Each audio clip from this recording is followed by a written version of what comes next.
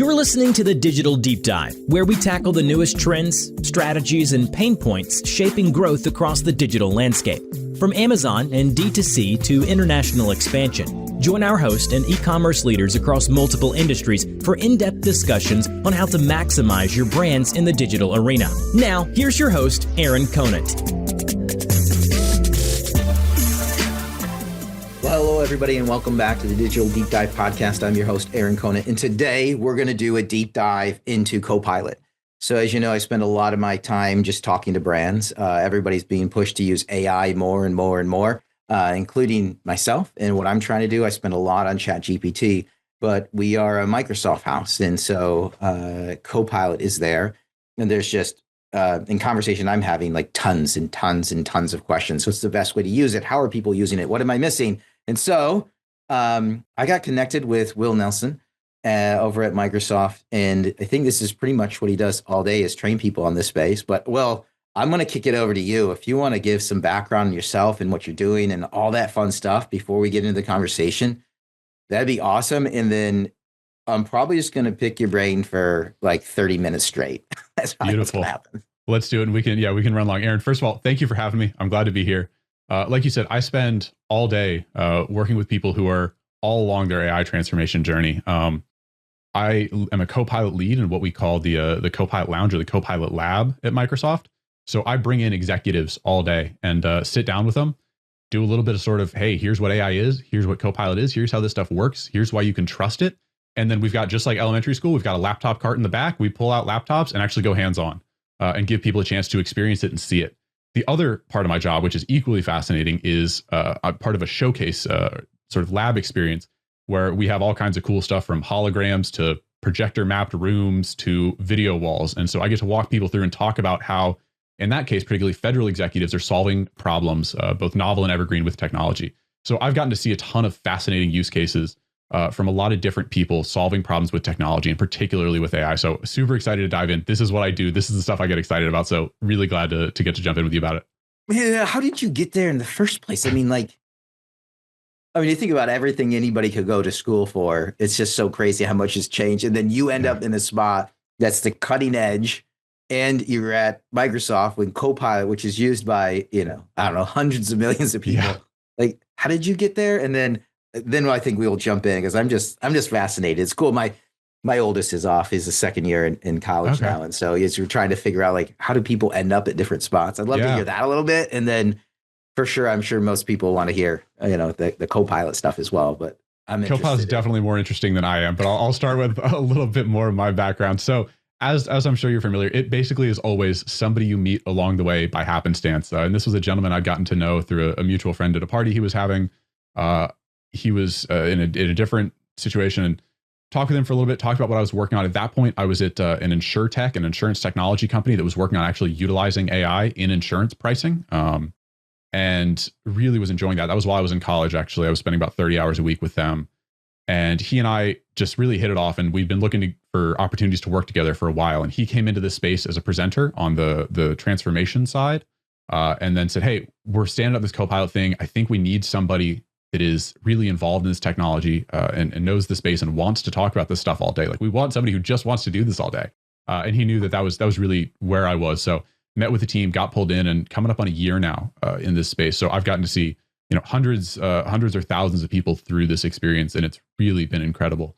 So as always, the dots don't really ever make sense in foresight, but in hindsight, you can see this sort of random, assorted, convoluted bounce around that ends you up in a really interesting place. So I'm super happy where I'm at. And shout out to Dan if you're listening. Thank you for everything. Yeah, that's awesome. I mean, it is too cool. So if we jump into like Copilot, walk us through, like, how do you think of it compared to like ChatGPT? Yeah. These different tools that people can use in their job as a whole, Perplexity, Claude, whatever it might be. Like, how do you view all of those holistically? And then, how do you view Copilot? How does it fit in? I'd love to hear some of that. Yeah, that's a great question. It's something that I think is not necessarily clear at first. If you just start using these tools, they don't feel super differentiated. And part of the reason for that is that I think, and I'll jump out at the beginning here, I speak for myself, not Microsoft. Obviously, I'm informed by Microsoft and I'm a little bit biased, but speaking for myself, I think we're probably moving towards a broadly model agnostic world where the very best from OpenAI, from Google, from Anthropic, from Grok, DeepSeek, any of these guys is going to be really, really good and pretty close in quality. So at Microsoft, we sort of look at like there's a continuum of complexity and interaction level from no code all the way up to pro code tools. So we start out with like Copilot Chat, which is probably what you're familiar with, which is just a sort of interaction tool that is much closer if you open it up and feel to the ChatGPTs, Geminis, Anthropics of the world. And then you move up into Copilot Foundry and some of these other tools where, like in Copilot Foundry, we have 1,100 models available. So you can go in and build something using OpenAI models, obviously, or Gemini, DeepSeek, Grok, any of the other models. So we're moving towards that world where we go, hey, you can use what you want. But when we come down and where we spend most of our time, or my time rather, is focused on the Copilot chat experience and how it's integrated into the M365 suite. For that, we are trying to make the tool as usable and as approachable as possible. In order to do that, we don't have a model picker, right? We don't want Aaron to have to spend his time thinking about, well, what model does better on this or that or the other. We really think about Copilot chat as an AI orchestrator. So I'll dive into a little bit of depth here. And if I get too deep, call me out. I do want to go deep, but I'm just going to, so as I'm pulling this part is when you're looking at it, you say, hey, it's going to pretty much be normalized. It is, they're all pulling information from the World Wide Web, right? And so all of it should be the same if it's using the same information. Now, where it's pulling it from might be different spots right now. And correct me if I'm wrong, but this is how I rationalize it in my head. Yeah. So some differentiation right now, as it's all of these different platforms are trying to figure out what's the best place to where is pull the untapped information data from. And the next depth on that is actually something called synthetic data, where you are having AI actually generate data to train itself or train the next version of the model, because you can say, hey, I want this kind of data specifically. And a lot of that may not exist in the world. And so we talk about like one-shot models and some of these other things that I won't get too deep into, where you can just give something one example, and then it will go generate 10,000 iterations of that using AI, train itself on that, and you can just give it one. And all of a sudden you have a model that's actually really pretty well tuned on one specific skill or type of data or type of information. So that's part of it. There's sort of two sides. There's the data side, which there's a lot closer to parity on. And then there's the actual underlying technology and how are you tokenizing, transforming, building all the diffusion layers. Like there's a lot of the technical stuff that there is still differentiation, and there will continue to be differentiation, right? Like we are not all going to end up at the exact same end spot. I don't know if you or your listeners are familiar with the concept of carcinization. This is sort of a niche internet topic of the idea that if you look at deep sea wildlife, almost everything is evolving over thousands of years towards being a crab, because it turns out the form of a crab is like kind of just the best for being a deep sea creature. So if you look at everything that all started pretty disparate, they're all slowly evolving towards the form of a crab. They're getting claws, they're getting hard outer shells. So there's a little bit of that happening in technology. Like you see this with smartphones, right? Like we don't see a whole lot of smartphones that look wildly different these days. The flagship from Samsung, the flagship from Apple, the flagship from Google look broadly similar. And that's because we've gotten really close to like, this is what an optimal smartphone looks like. And maybe there's some crazy folding phone or the next generation battery, but we're starting to get pretty close. So that's, and I don't want to overstate it. There is differentiation in models right now, right? Like there are differences between models, and that will continue to be true.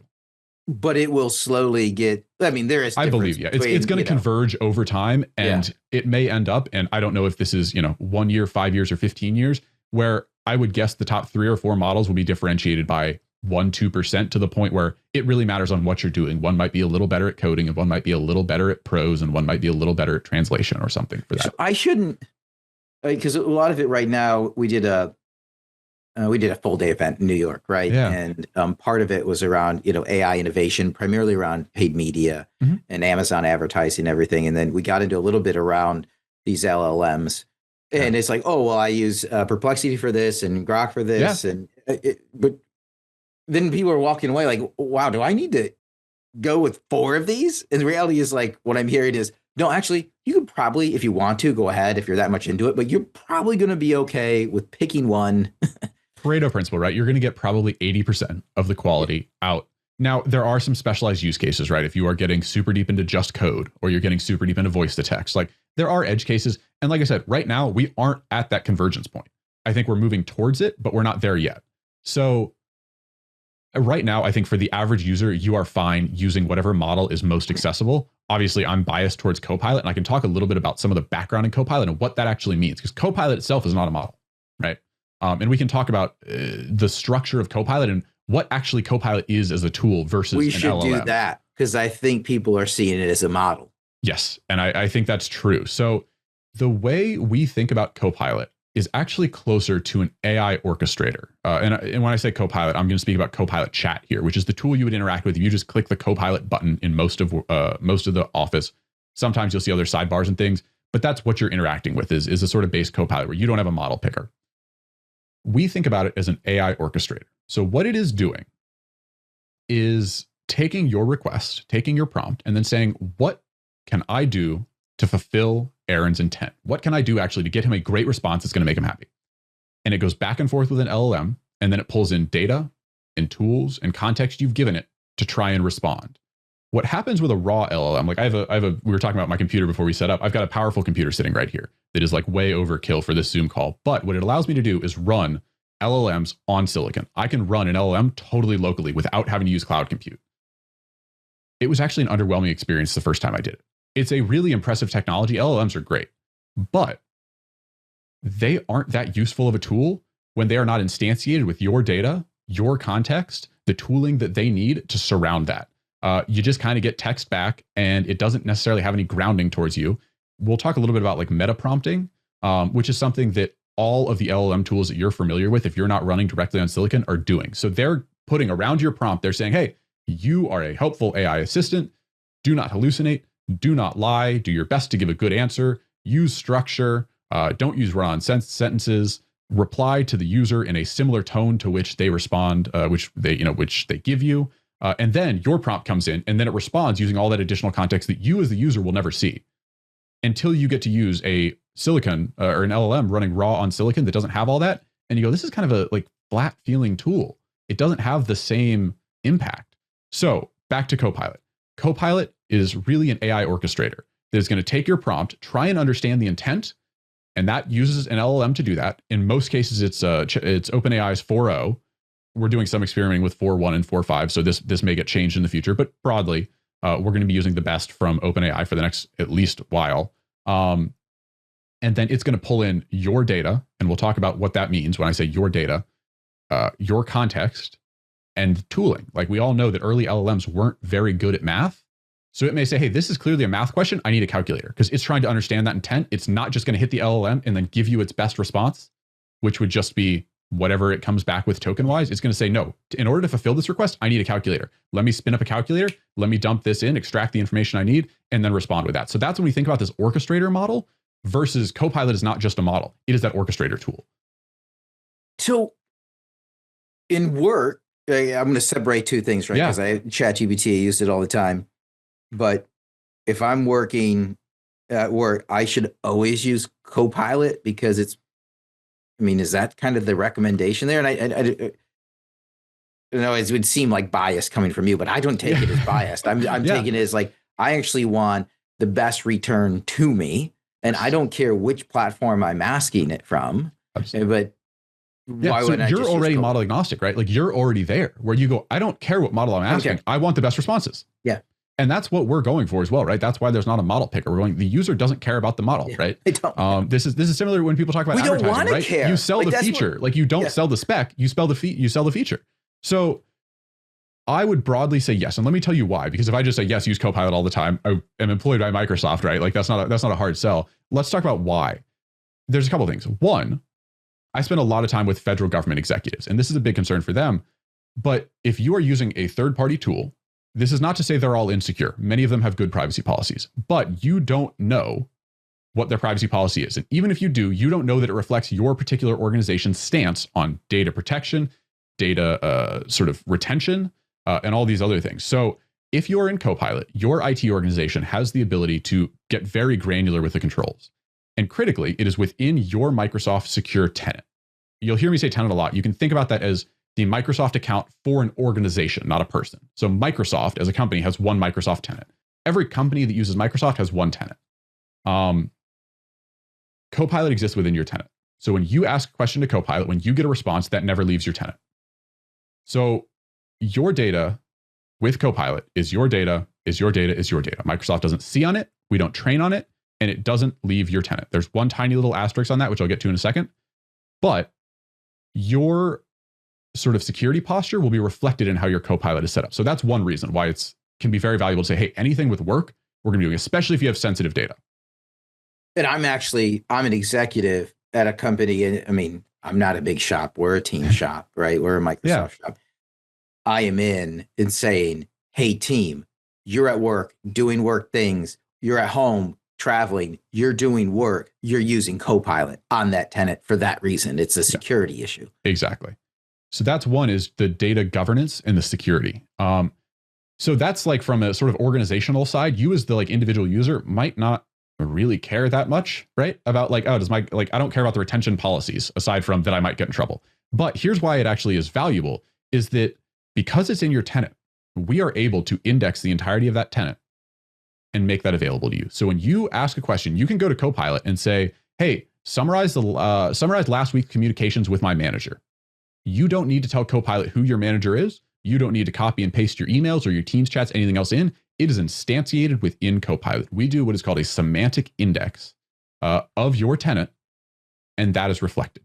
You also can call any document within your tenant using a slash or an email. So you can say, hey, please help me understand this RFP or this RFI or this particular document, this charter document even. And you can say, help me understand, and then put in a slash and then the name of the document. It'll search it up for you, pull that in, and you don't have to go grab that document, copy and paste it, dump it into that context window. We're going to do that automatically. So there's a massive benefit in terms of, we talked about, these tools get more valuable when they have your data and your context. That's what Copilot does. And that's one of the pure, like really critical elements is that it is instantiated with your data and you don't have to bring that data to it. So this is like one thing, this was a takeaway that we had. Microsoft does something called the Work Trends Index every year where we survey, I think it was like 32,000 people across a whole bunch of countries. We look at M365 usage, we look at LinkedIn, and we say, how is work changing? And one of the takeaways was that 80-something% of people are bringing their own AI to work. And we saw that stat and we said, no, you wrote that backwards. People are bringing their work to AI, right? You are taking your context and bringing it out. And so like that's a friction point that shouldn't exist. That is something you shouldn't spend your time doing. It's like, all right, I got to go find these 8 emails that had to do with this project, copying it all, dumping it into the context window, then getting back an answer. You can say, Copilot, I want to know everything on Project Peregrine. And it's going to go grab those things, pull it together, and then have that for you because it's instantiated in your tenant and it's integrated. You talked about being a Microsoft shop. You've got that already there. So it integrates into your tooling.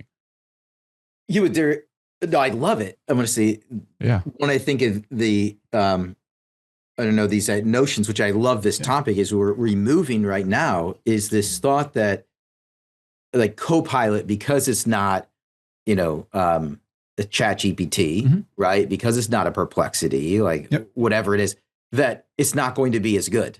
Yeah.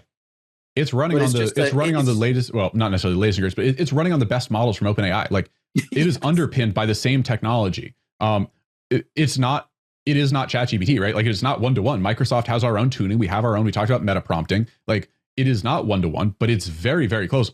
I have seen, frankly, I think it is equivalent in quality. Again, I'll be transparent and not speak for Microsoft. This is Will Nelson. Sometimes ChatGPT might be a little bit better in their quality of answers. Sometimes Copilot, I would say it probably ends up about a wash. And then when you add in all of that context of my environment, I have the ability to reach for whatever I want, right? Like within Microsoft, I get access to a lot of cool tech. I can reach for any of the LLMs I want. I go back to Copilot time and time again. And that's not because anybody's looking over my shoulder checking my usage. That's because that is the tool that is most valuable to me. When I go into a meeting and say, hey, I'm meeting with these people. Have I ever interacted with this person before? And it's going to go back, pull a bio from them and say, hey, you sent them 2 emails 6 months ago, and you guys had some Teams chats about this meeting that you both attended a little while ago, because it has that data. So that then pushes it ahead. Even if there is a differential in quality, having that data is a massive, massive shift for me. Yeah, I mean, I've seen it. We do a lot of surveys to stay on top of the trends, right? It's how we get the topics for the webinars or the dinners or anything that we do.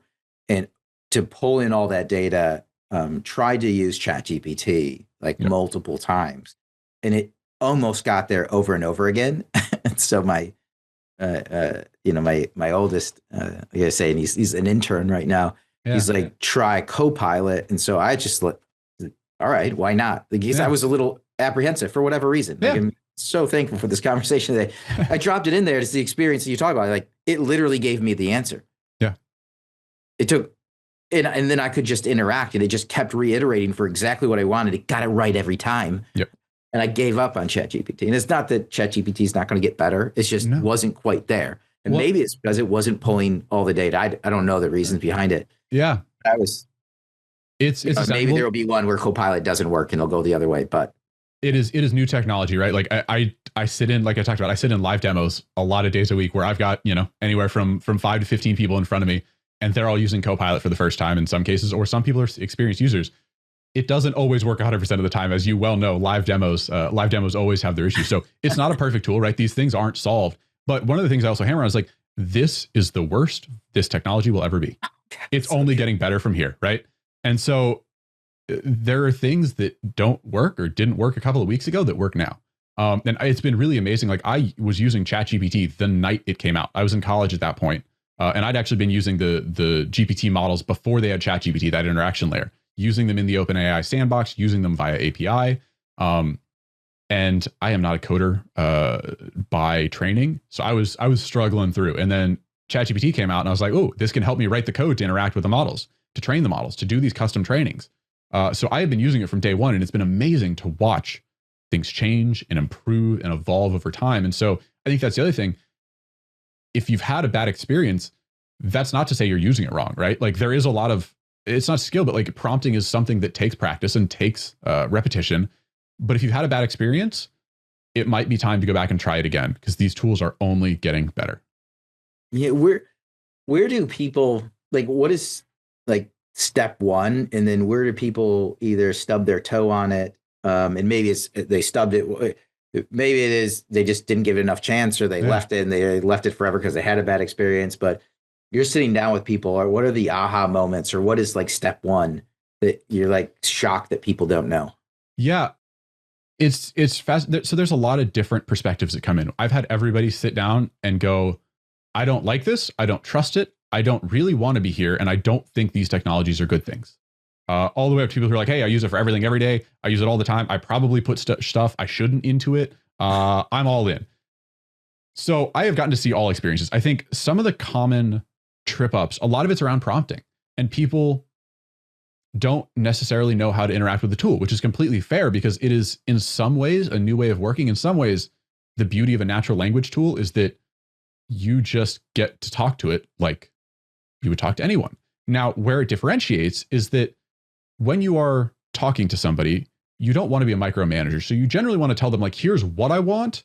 I'm not going to tell you exactly how to do it, because that's excessive and unnecessary. And that's when somebody starts to feel micromanaged. When somebody comes to you and say, hey, I want you to do this thing. Here's exactly how you're going to do it. Here's exactly the steps you need to take. And you go, okay, well, fine. You've just reduced me to a robot, right? I'm just going to go hit the buttons you tell me to hit. That's not really worth very much. So with AI, it can be very helpful to be more specific.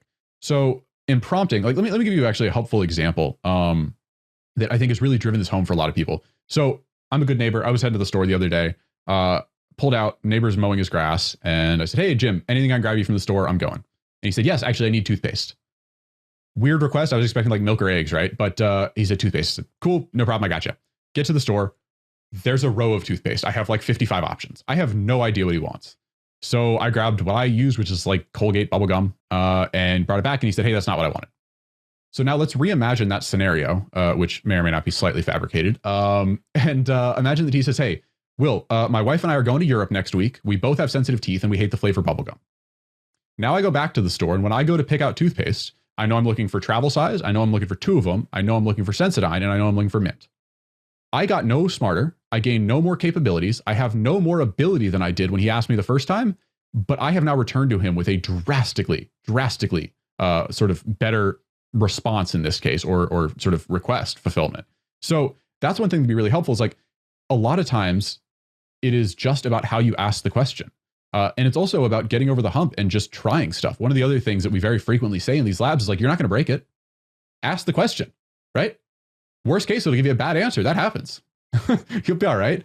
And even beyond that, you can ask it, how do I achieve this? So I've had scenarios where I'm like, I don't even know where to start here. You can ask Copilot and say, hey, how do I achieve this thing? Talk me through it step by step. How do I write a prompt that's going to get me this? And you can just sort of like brain dump give it a whole bunch of information, say, help me write a fantastic prompt that will get this response from an AI. And it will help you. It writes very, very good prompts. So again, a lot of it goes back to just dive in, right? Just start somewhere. Start with one use case and you'll start to see some more. But I think that's the answer. And that toothpaste example, I think has really been helpful for me and for some of the other people to unlock, like, sometimes it just takes a better set of instructions, a better prompt, and giving a little more specificity. You know, it's been eye-opening to me just over the past like few months here, and I'm sure most people got there way before I did. But and I was thinking about it when you're saying, "Hey, just help me write the prompt." Yeah, is what these LLMs do is they give you access to the world's resident experts on demand, the top code writer, right? And not, it might be a little off. It might not be absolutely perfect. But well, so even as not the best, you have a graduate level, let's say, and most things, like you can pull a graduate level thinker in just about any field. On demand. Yep. Including which for you might not be special, right? Like you get to talk to really brilliant people all day. So you probably have somebody in your phone where I can call the most brilliant person in X and the most brilliant person in Y. But for those of us who are stuck out in the cold that don't necessarily have my friends are very smart and talented, but don't necessarily have that Rolodex, right? Like it's incredible to get to say. I'll dive into one quick use case here. I don't want to cut you off, but one of the things and one of the reasons that I had to push this was we have something called Research Agent, which is really fascinating. I don't know if you've ever used Deep Research or Research Agent, any of these, but it's a sort of toggle that you can turn on that says, hey, I want to go deep here. And so you'll ask it a question and it'll come back and ask you anywhere from like 2 to 5 or 6 questions, clarifying questions. Say, what do you really want? Dive back in with me. And then it's going to go for anywhere from 5 to 30 minutes. And it's going to read a whole bunch of web pages, anywhere from like, I've seen it go for 2 or 3 in some cases, all the way up to like 25 or 30 different web pages that it's going to run through, pull in, and then it's going to give you a research report at the end, like pages long. Most of the time, I would say it's like graduate level. It's really good. This is valuable for all kinds of things. So I was with the, I won't name the specific organization, but a large university. I was with their CIO and their CTO the other day. And we were talking about AI transformation, and they were curious about this Research Agent. And so I said, all right, Research Agent, I want a decade by decade history of blank university. And it came back and said, all right, do you want, how do you want to present it? Do you want it in a timeline? Do you want it to focus on enrollment or historical events or statistics? How do you want this focused? Do you want any like big milestones called out? And I said, no, go for it. Do whatever. Give me a timeline. And it spent 30 minutes, which luckily we had other things to talk about. So it wasn't I was just sitting there staring at the screen, watching it load for 30 minutes. And it came back with an incredibly in-depth 5 or 6 page report. And we had one guy who'd been with that university for, I think, 30 something years. And he was like, okay, yeah, I remember that. Like, that's good. That's good. That's good. And we Googled a couple of them. And the other interesting thing was he said, I only want it to use University of X's website to pull this back. Don't go to anybody else. And we looked through the sources and it had done just that. The other interesting use case was my mother's a prolific gardener and she had a tree fall at her house. And so one of her gardens that went from full shade to full sun. And she goes like, I don't know if you've looked up, but this entire neighborhood is nothing but trees. I have only ever gardened in the shade. I don't know what I'm doing. So I said, well, like, this was right when Research Agent came out. And I was like, I got this cool thing I can play with. It's not public yet, but like, let's try it. And so we punched in and said, hey, she's in Northern Virginia. Here's the soil type. Here's what she's looking for. I have this full sun garden. What should I plant? It needs to be deer resistant. And it came back and said, all right, like, what's your soil type? Do you want like a ground cover versus a bush versus plants? Do you want annuals, perennials, whatever? It went through, thought for like 15, 20 minutes, came back and said, all right, cool. Here's a list. Here's all the different plants. And it had gone to a bunch of Virginia botany sites and other places that were localized and said, all right, well, here's what you might want to do. And here is actually probably like a good set you could do, because you probably want to stagger your blooms so that your whole garden doesn't bloom at once and then the whole rest of the year it's dead. So it came through. And again, like, none of that is unknown information, right? Like, this is not summoning knowledge from the nether realm, but it's stuff that would take a hell of a lot of time if I was to sit down or she was to sit down to go through this. And it's thinking of things that we wouldn't necessarily. It's like if you got a graduate level, botanist or somebody who's really had a deep expertise and they're on demand. So I think that's a great way to think about it, is that you have the intelligence of like a pretty high level person in just about any field on demand. It's just about asking the right question. Yeah. And the coolest thing to me, though, is you can also ask it to, be the best prompt writer in the world and help me write a prompt to do this. And it will, it even helps you do the thing that you need to do the best. Yes. So it's really impressive. It's really impressive in that way. One thing I do want to touch on, and yeah, I'm sure you have more questions, so I don't want to steal too much of the time. But we might end up just going 2 podcasts. That's what absolutely. We can absolutely come back for a part 2. I am more than happy. As you can tell, this is something I will talk about ad nauseum. Is like the other thing that we talk about is, and I think you sort of already started to pick up on this intuitively, the human doesn't go out of the loop, right? Like one thing we talk about a lot in our experiences is minutes on mission. So some of the use cases that we talk about specifically are like the UK government was really ahead on AI, and they said, we want to get ahead of this. We want to dive in. We want to go deep. And so they actually ended up signing a 5-year partnership with Microsoft to deploy AI and become a world leader in this. And what they decided to do, which I think was a really interesting strategy, was push it down to the cities and the boroughs and the councils, the lowest levels of government, the most localized governments in the UK, rather than having it up. They obviously use it at the federal level, but they said our first deployment should be at the ground level because they have the most interaction with the citizens. We want to see if there's benefit there. And so I'll just jump into one of the use cases they had that I think was really powerful was, I want to say it was Torfaen, but I don't remember the exact borough council, that deals with children going into the foster care system. And, you know, I'm sure you've had like a podcast experience where you start asking a question, it kind of gets meandering, like halfway through, you're like, I kind of just wish I could take that whole thing back and just like start again. If you're in a podcast, that's unfortunate. If you're dealing with a child who's been through a traumatic experience and is going into the foster care system, like that's far more problematic. And so they really stress preparation for these meetings. If you are going to meet the child, you need to be ready. And so they, that was one of the use cases they actually came to us with and said, hey, is there any way to have Copilot help us for this? And we said, absolutely. So what we have is, and this is out of the box Copilot, you give it a fairly long prompt that says, hey, here's who I am. I'm a social worker. I'm meeting with this person. These are my goals. It goes, okay, cool. Comes back. Here's all the case details. And again, because you're in your Microsoft secure tenant, you don't need to worry about this. You have access to that data and you don't have to worry about where that data is going. You can pull in those case details. And then you can say, all right, here's the specific instance I'm dealing with. So I'm calling, let's say, the foster mother. The child has had some trouble at school and we're worried about some behavioral things. And we want to talk to her about this and understand what's happening. And then because you're using an LLM and you have a probabilistic, not a deterministic system, you can give it a sort of behavioral envelope and say, this is an intensely personal and private person. If the questions get too intrusive, get too aggressive, say end call and pretend this person hung up on me. So you can now go a step deeper. Then you can go into a 30-minute role play back and forth with Copilot and then say end role play. And Copilot's going to come back and say, here's what you did well. Here's where you can improve. Here are some questions that you might have asked, something you could have gone deeper and some information you missed. And then actually here is like the rubric that you are sort of critiqued on. Like here is what the standards you're held to. We can score you on each of those standards. And so this is a place where like, and this is one of the reasons I love this experience or this particular example. Like the idea that you should practice for a meeting is not new, right? This isn't something AI came up with. But the way they did this before was that you would grab your coworker, you would give them a case file, they'd scan through it for like 30 seconds, and then you'd say, go. And you would start talking. They wouldn't know that many of the case details. Maybe they remember some names and they're going to lose it throughout. And as they go, they're going to fall back on like their standard sort of role play tropes. And both of you are now preparing for one meeting that only one of you is going to be in. With Copilot, you now have a much more personalized, much more customized experience. And you and your coworker can both be independently preparing for meetings. So going back to that minutes on mission, you can now double the throughput there. And so it's a lot of these use cases where like, hey, this isn't some world changing, like groundbreaking innovation, but AI and Copilot are able to make this experience far more valuable and really put minutes back on mission to actually make a difference in what these people are trying to do. Like they have an incredible mission that they're trying to achieve, and we can give them more time to do that with Copilot. And like, that's a really incredible takeaway. So I think that's one valuable takeaway I should have answered this earlier. Like that's one of the things that I think people can get a little hung up on with AI is they think they need some world changing use case. And people are like, oh, either I just like ask it to summarize emails and use like the most basic case, which is still valuable, but or I need some like crazy use case where I'm pulling in 85 disparate streams of data into one thing and having it summarized into a report and then send an email off to 11 people.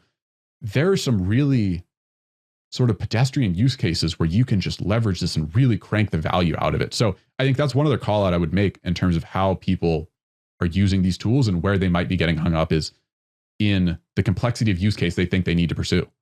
Yeah, I mean, in that scenario, if I flip it to the business mindset, which is I need to go give a presentation to the board or the executive team.